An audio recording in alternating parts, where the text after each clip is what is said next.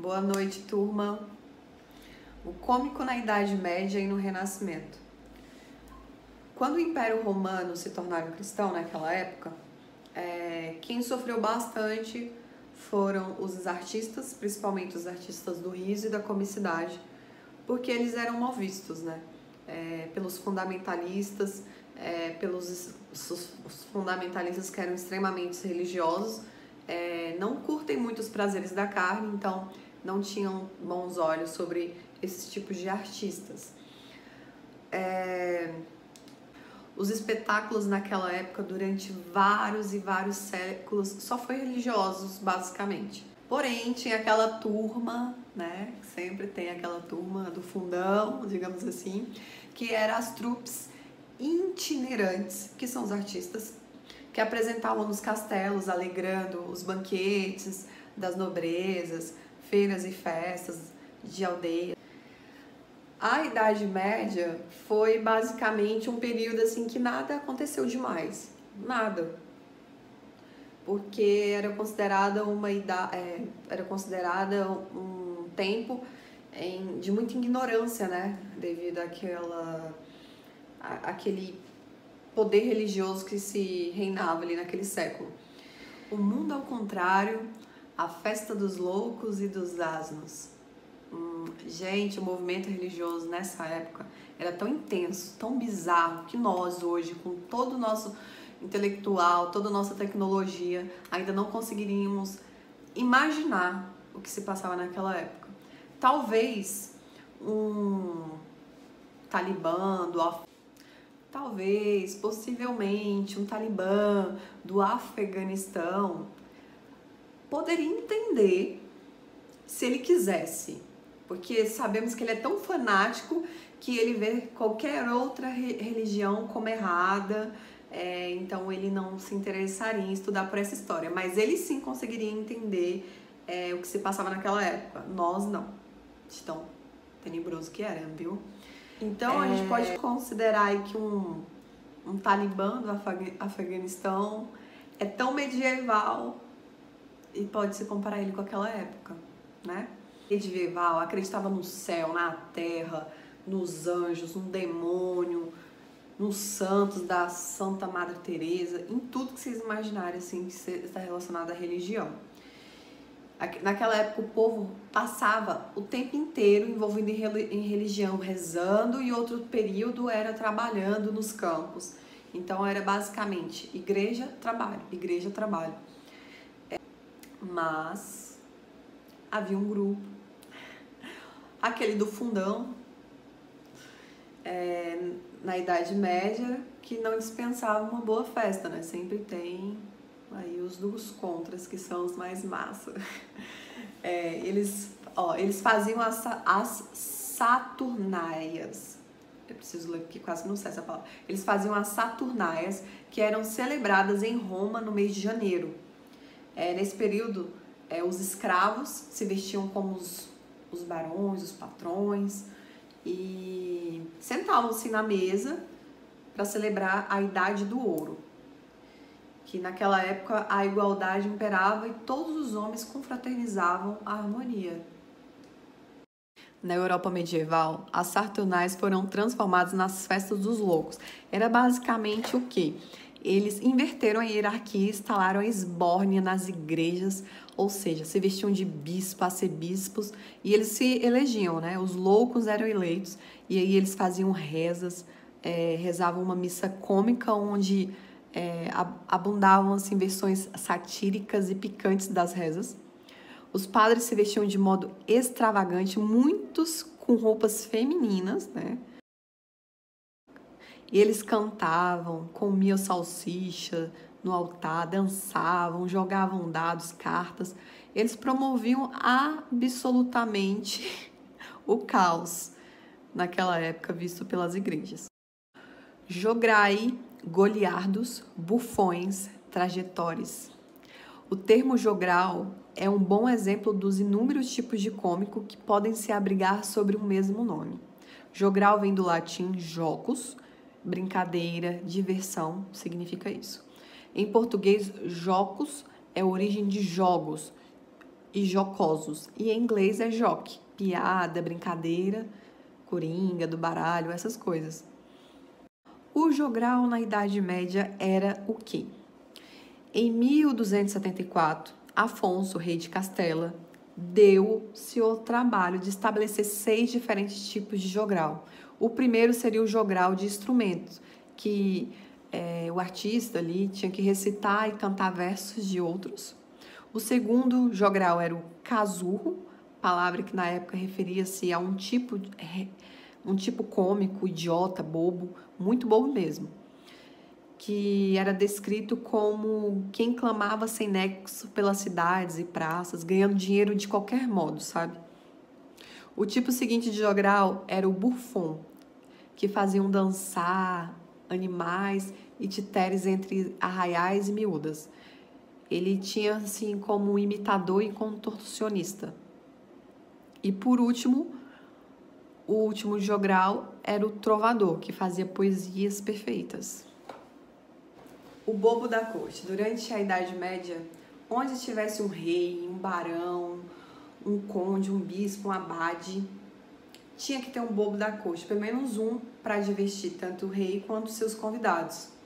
E o bobo da corte era dado o poder de dizer aquilo do que ele queria, ou seja, ele falava o que muitos queriam falar, mas não podiam. O look do bobo da corte era basicamente, na cabeça, um chapéu cheio de longas pontas, na mão, um centro, amarote, que era o símbolo da loucura, uma roupa colorida, com triângulos de cores diferentes, na cintura uma espada de madeira e um bastão com uma bexiga de porco cheia de ervilhas secas, que de quando em quando ele andava, ele batia no chão, pontuando suas brincadeiras com um som forte e cômico. Os bobos usavam preferencialmente verde e amarelo, e essas cores não eram aleatórias. O verde era a cor do chapéu, que era colocado sobre a cabeça dos devoradores expostos no pelourinho, no meio da praça, e o verde era também a cor do solideu, dos condenados a galés. Já o amarelo era a cor da traição. Os saltimbancos e as feiras. Toda a Europa tinha suas feiras, as feiras de inverno, as feiras de verão, que no início duravam semanas, mas com o passar do tempo começou a durar muitos meses. Nessas feiras eram vendidas especiarias do Oriente com verduras, joias, grãos, remédios, roupas, tecido, sapato, entre outros. Nessa feira tinha as pessoas que vendiam, que compravam, e as que estavam lá para olhar aquele movimento. O que os artistas faziam para chamar a atenção ali naquele meio daquela aglomeração? Eles pegavam um tablado, uma espécie de um banco, colocavam ali no meio e eles armavam um pequeno tablado e faziam em cima dele as suas pequenas apresentações. Daí o termo satibanco, satibanco, que é a mesma origem do banqueiro, onde eles faziam empréstimos, vendiam promissória, enfim. E eles foram crescendo aos poucos. Começou com um tablado ali, com um banquinho, depois foi chegando mais de mansinho, começou com uma estrutura maior, com cortina, e depois começaram a construir mesmo os verdadeiros teatros ali. E nessas feiras eles tinham uma variedade de apresentações. Em cada barraca era um tipo de apresentação. Então tinha a barraca que tinha macacos com cachorros adestrados, tinha os anões, tinha venezianos fortes, dançarinos na corda tesa, tinha marionete, leões, equilibristas, contorcionistas, tudo, gente. De tudo era possível ver nessa feira em troca de uns tostões. Ser artista em nenhuma época foi fácil. Se não é fácil ser artista hoje, imagina nessa época. Então os cantores, dançarinos, pintores, escultores, atores, enfim, eles buscavam um senhor que os protegessem. Em 1680, a comédia francesa conseguiu o privilégio de ser a única companhia autorizada a fazer suas apresentações naquela época.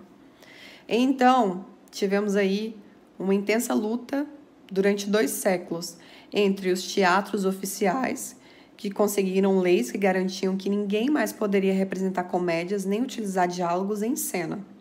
E tinha os teatros populares de feiras, que deram uma respostas e conseguiram burlar as leis e políticas policiais naquela época.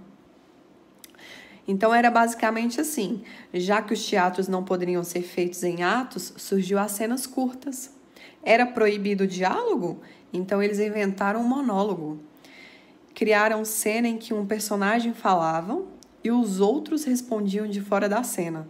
Eles também criaram a genial estratégia de escrever as falas em cartazes e o público fazia a leitura aos gritos, ou seja, a necessidade de se reinventar criou o teatro de participação especial.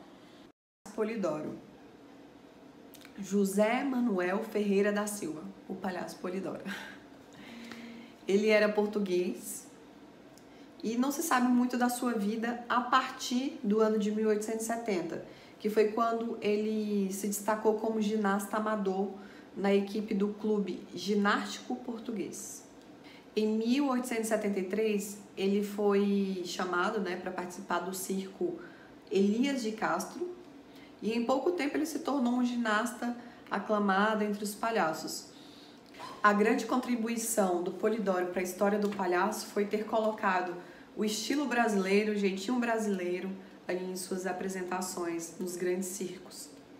Porque, assim, os circos grandes, a maioria eram compostos por artistas estrangeiros e eles tinham como inspiração os artistas ingleses, que eram considerados os mestres da química, da acrobacia com cavalos, entre outros.